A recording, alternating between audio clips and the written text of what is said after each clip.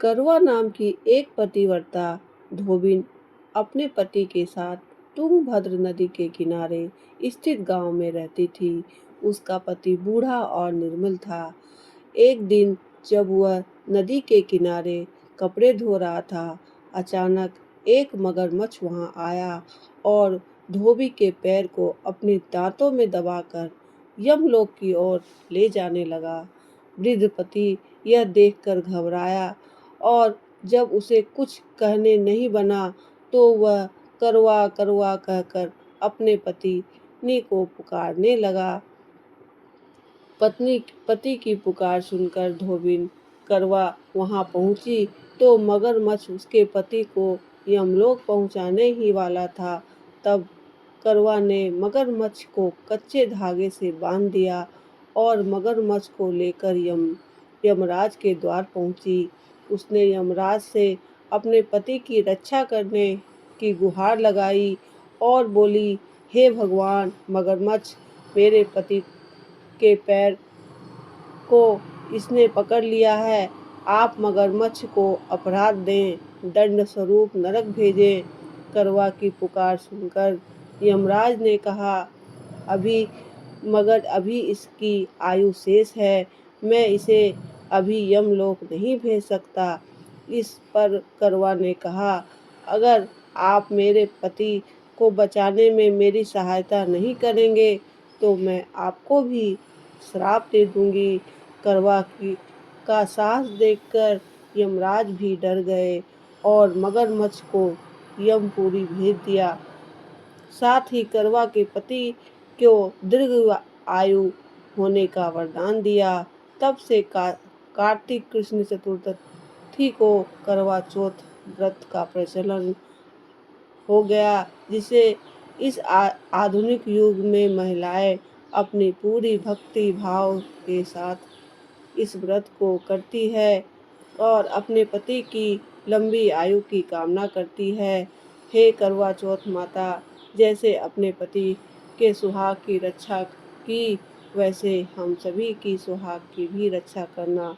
बोले करवा चौथ माता की जय। करवा चौथ के बाद गणेश जी की यानी विनायक जी की कहानी जरूर बोलनी चाहिए। एक गांव में दो माँ बेटी थी। बेटी माँ से बोली, गांव से सब लोग गणेश मेला देखने जा रहे हैं, मैं भी मेला देखने जाऊंगी। माँ बोली, वहाँ पर बहुत भीड़ होगी, कहीं गिर गई तो चोट लगेगी। बेटी ने माँ की बात नहीं मानी तो माँ बेटी से को 2 लड्डू और 1 घंटी में पानी देकर कहा, एक लड्डू गणेश जी को खिला देना और पानी पिला देना, दूसरा लड्डू खा खा खा लेना, तुम खा लेना। बेटी माँ मेले चली गई। मेला समाप्त होते ही सभी गांववासी वापस आ गए, परंतु उसकी बेटी नहीं आई। वह गणेश जी के पास बैठी रही।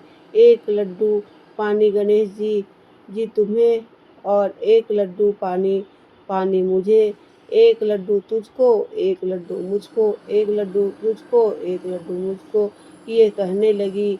लड्डू यस गणेश जी ने सोचा कि यदि आज मैं इसका लड्डू खाकर पानी नहीं पीऊँगा तो यह अपने घर नहीं जाएगी। इसलिए गणेश जी लड़के का रूप बनाकर बेटी से एक लड्डू लेकर खाया और पानी पी लिया। कहा, तू कुछ मांग।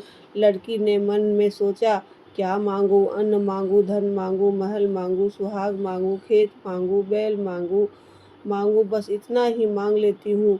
गणेश जी ने उसके मन की बात जानकर बोले, अब अपने घर जाओ, तुमने मन में जो भी सोचा सब तुझे मिल जाएगा। लड़की घर पहुंची तो माँ ने पूछा, इतनी देर कैसे लगा दी?